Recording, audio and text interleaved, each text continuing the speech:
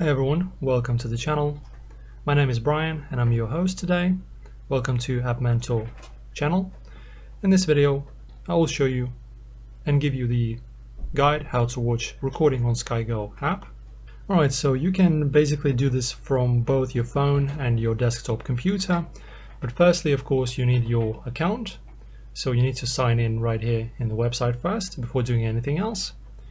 And after doing that, tap on the menu icon, which is usually located in the top left or top right corner of the screen.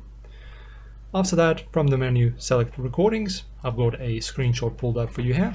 So you need this to access your recorded shows and movies.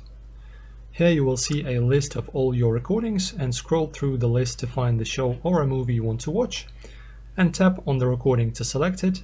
On the recording details screen, you will see information about the show or a movie. To start watching, simply tap the play button. While watching your recording, you can use the playback controls to pause, rewind, fast forward, or adjust the volume. These controls are usually located at the bottom of the screen. And that's it, guys. You're now ready to watch your recordings on this SkyGo app. We hope you find this video helpful. If you have any questions or need further assistance, feel free to leave a comment below.